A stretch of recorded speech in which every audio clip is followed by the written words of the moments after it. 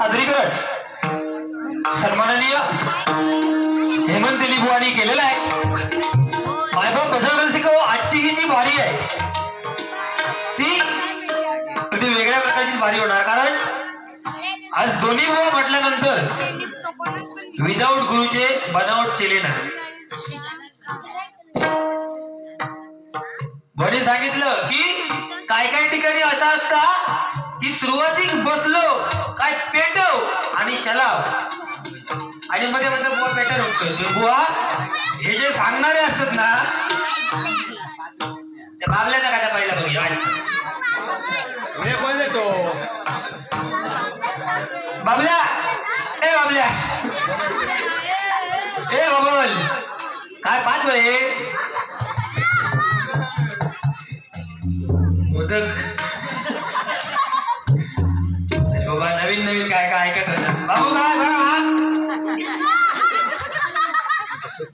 तू काय असता तो तुम्ही आता काय आहात तुमका काळजी नाही तुमच्या घरातल्यांना काळजी आहे. आता दिवस कसे जातले पुढचे. कारण 2 वर्षांनी त्यांनी बराबर घरातली माणसं म्हणत सुटले बाबा एकदा निदान बाबा स्वतः तरी जाऊन बसत. पण आता परत त्यांच्या डोक्यात टेन्शन हा घे बॅटरी चालू करते का फोटो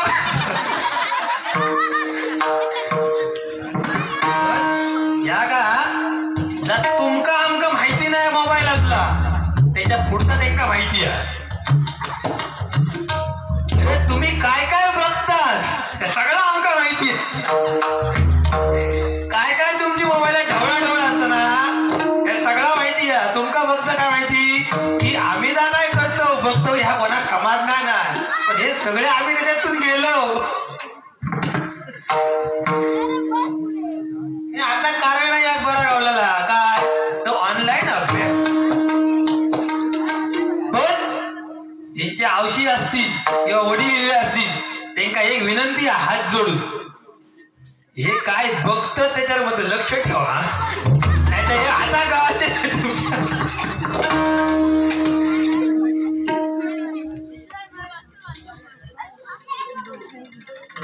होय तर. आणि शेवटी कसा ह्या सगळ्या मास्तरांना माहिती असत मास्तरांना सगळं माहिती असतं त्याच्याकडे ऑनलाईन अभ्यास पाठवत असत आणि हे सगळं आकडे बघित असत. बघा ह्यो पुढचो बाबलो काय काय करता बघा.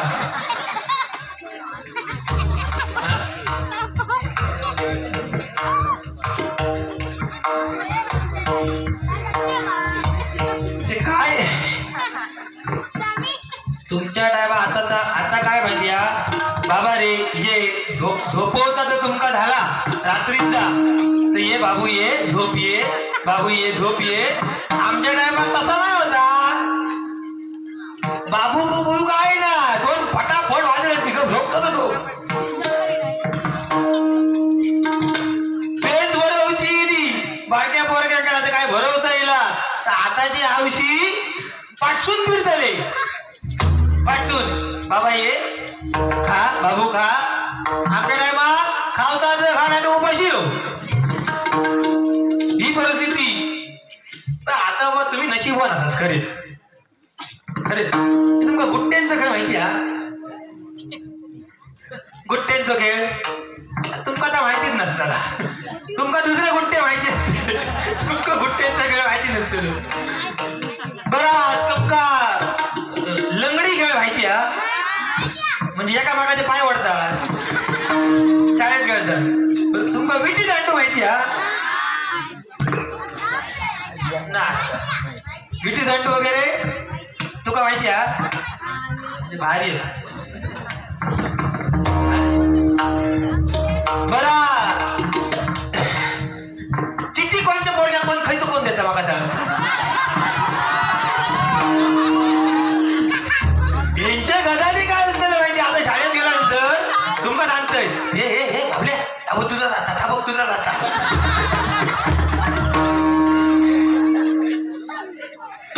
बरोबर म्हणे म्हणजे त्याची ही परिस्थिती जुन्या काळात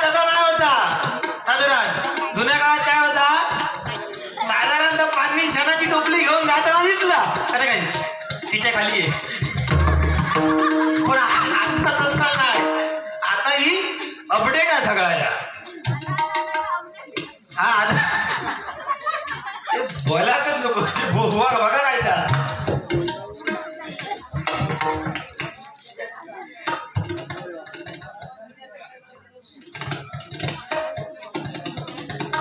ठीक आहे ठीक आहे. या ठिकाणी परमेश्वराच्या रूपाचा अभंग. या ठिकाणी आल्यावर एक समजलं की या ठिकाणचे मायबाप भजन रसिक, भजनाचे दर्दी आहेत आणि त्यांना भजनाची आवश्यकता आहे बघा. त्यामुळे भजन, मनोरंजन आणि भजन बोलणं काय फक्त हे तुम्हाला हसवण्यासाठी आहे, बाकी त्याच्याशी विषय काय नाही.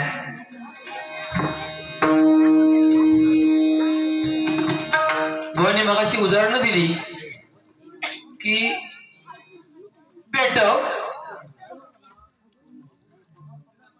पेटव म्हणतात तकडेसून, खदलो पेटव खदलो. रत्नागिरीच्या पुढे गेलो तर सांगतो आणि काहीतरी पुढचं असतं.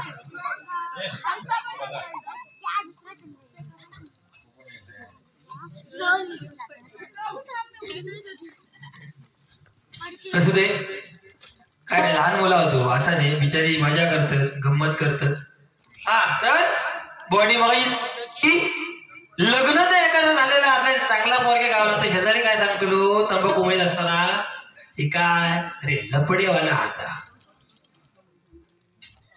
म्हणजे असे विचार कोणाचा बरं नको. आणि काय काय ठिकाणी असं असतं ना, नवरा बायकोचा पण संशय युक्ती असतं काय काय ठिकाणी. एकदा असंच त्याला आबल्याचा लगीन झाला. देवा आबलो हा इथं तुला राहणार आहे ना, मग विजय सोडून दे, चल होय थोडे पाठी.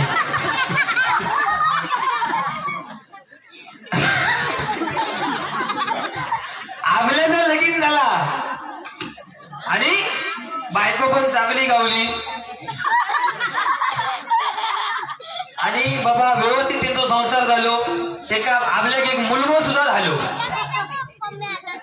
आपल्याक मुलगो झाला आणि आपलं कामार जायचो. कामार पण बायको काहीतरी संशय आपल्याचो येऊ लागलो. हा कारण आपल्याच्या हातात मोबाईल 24 तास. संशय येऊ लागला तर बायको करते. एक दिवशी बायको माहेरा गेली, आपल्याची बायको माहेरा गेली आणि हकडे फोन केला आपल्या. म्हणले आपल्या फोन करूया काय करता बघूया.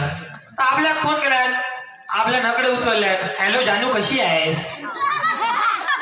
जानू म्हणून ठीक आहे. ते आता ते शब्द काय बबडे फबडे काय काय दिला. तर म्हणता हा जानू मग तू कसा आहेस. मी चांगला आहे. मग तू आता आहेस कुठे. तर मला मी घराकडे. होय घराकडे हो. खरं सांगतात हो. मिक्सर लाव. आपल्याला मिक्सर लावलो. तिला हा ठीक आहे मी चांगली आहे व्यवस्थित आहे ठेवल्यात बोल. पहिलं दिवस झालं. बायको तो संशय काही कमी होईना. बायको दुसऱ्या दिवशी परत आपल्या फोन केलो. हॅलो डार्लिंग कसा आहे. चांगला आहे. तू कशी आहे जानू. बरी आहे. मग आता तू आहेस कुठे. तर घरी आहे. घरी आहे मिक्सर लाव. आपल्या परत मिक्सर लावलो. आवाज दिलो. ती म्हणाली ठीक आहे चालेल मी चांगली आहे. तिसऱ्या दिवशी बायकोन काय करूचा. मला आपल्या काय फोनच करायचो नाही. आपल्या काय सरपंच द्यायचा म्हणा. डायरेक्ट आपल्याची बायको घराकडे येईल. घराकडे येईल तर आपल्या घराकडे नाही. आपल्या तो झील घराकडे. झील घराकडे तर बायको विचारल्या काय रे पप्पा खय. तर आपल्या तुझी सांगता आहे पप्पा काही गेले तर माहिती नाही. पण ती मायरा गेल्यापासून 2 दिवस म्हणतात पिशेत जाताना मिक्सर टाकून घेऊन जातात काही. तुझं बाबा काही विषय नाही. फक्त एक नाव घेतलं मी आवलं म्हणत एवढंच विषय होतो. ठीक आहे. परमेश्वराच्या रूपाचा मग बुवा तुम्ही माझी एक शायरी केली ना म्हणजे कोणेवाडीवर खरोखर श्रीकांत शिरसाट बुवांची आठवण आली बुवा. कारण श्रीकांत शिरसाट बुवा म्हटल्यानंतर एखाद्याचा आडनाव जरी असला तरी 4 शब्द जरी असले तरी त्या 4 शब्दात ती शायरी करायची आणि तेवढी धमक बुवा ना शिरसाट बुवा मध्ये मानतो. शिरसाट बुवा, श्रीकांत शिरसाट बुवा, लाख लाख सलाम त्यांना आहे. आणि आज सुंदर अशा प्रकारची गायकी बघायला मिळाली. सर्वांना मंत्रमुग्ध करणारी गायकी आज हेमंत दिली बुवा. काय हो, एकामेकाला घालून पाडून बोललं, एकामेकाची साला काढली, मनान बारी होता असो विषय नाही. चांगल्या भाषेत सुद्धा मायबाप भजन रसिकांना हसवता येते आणि भारी करता येते.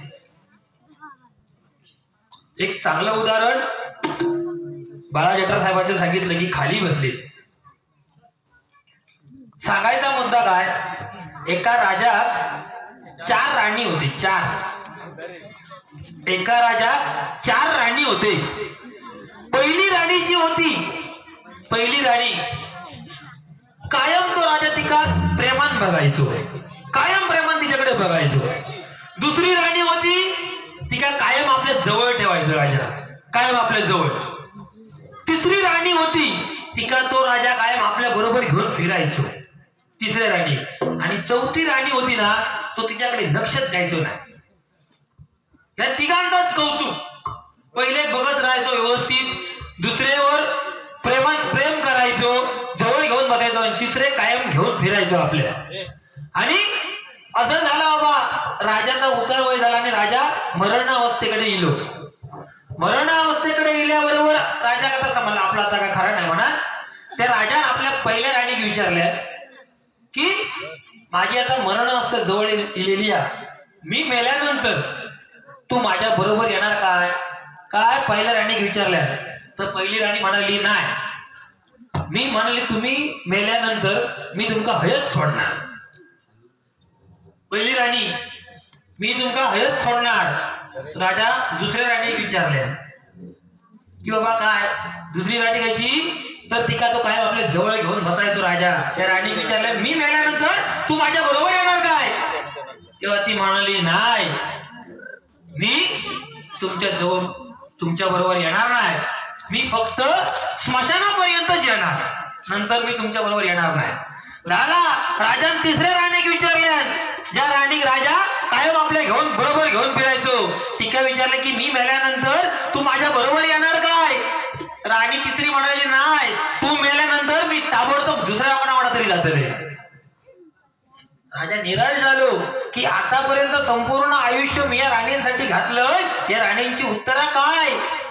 पहिली राणी म्हणाली मी तुमका हयत सोडणार, दुसरी म्हणाली स्मशानापर्यंत येणार, आणि तिसरी म्हणाली ताबडतोब मी दुसऱ्या बरोबर जाणार.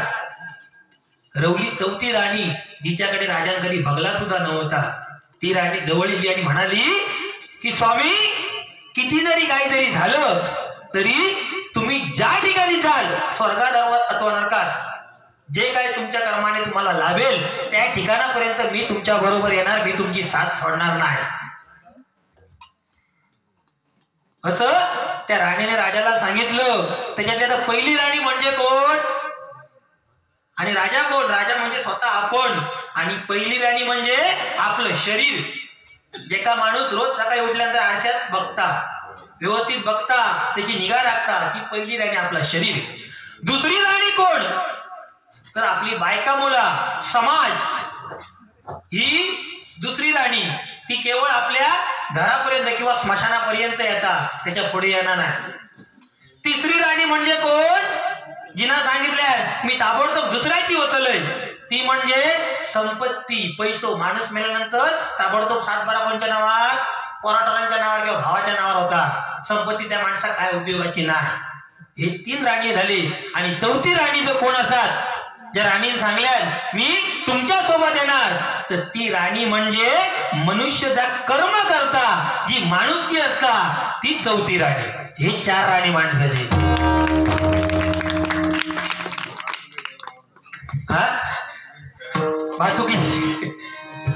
म्हणजे असं मनुष्य जीवन असतं. म्हणून माणसाने कायम कर्म चांगलं केलं पाहिजे, मग आपलं नाव शेवटपर्यंत राहतं. आज बघा 55 ऊन गेली, कैलासवासी चंद्रकांत कदम, कैलासवासी परशुराम पांचाळ बुवा, कैलासवासी वामन कोपकर बुवा, कैलासवासी संगीतरत्न विलास पाटील बुवा, कैलासवासी चिंतामणी पांचाळ बुवा, कैलासवासी काशीराम बुवा, ही आपल्यातून जरी होऊन गेले तरी त्यांच्या आठवणी प्रत्येक भजनी श्रोत्याच्या हृदयामध्ये जिवंत आहे. कारण तर त्यांनी तशी वागणूक केली, त्यांनी आपलं संपूर्ण आयुष्य हरिभजनामध्ये घालवलं, नवीन नवीन शिष्य निर्माण केले आणि भजनाची परंपरा, संतांची रीत परंपरा अखंडरित्या चालू ठेवली. मनुष्याने जगताना कसं जगावं? जगाच्या रंगमंचावर मनुष्याने जगत असताना टाळ्या वाजल्या पाहिजेत, परंतु जिवंत नसताना सुद्धा टाळ्या वाजत राहिल्या पाहिजे, टाळ्या वाजत राहिल्या पाहिजे आणि टाळ्या वाजत राहिल्या पाहिजे, असं मनुष्याने जगलं पाहिजे. त्या ठिकाणी परमेश्वराच्या रूपाचा अभंग घेतो. धन्यवाद.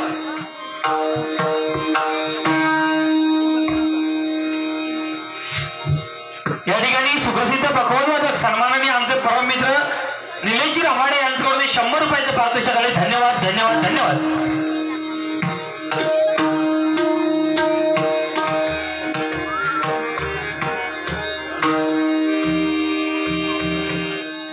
भेटीचा आवाज वाढवा.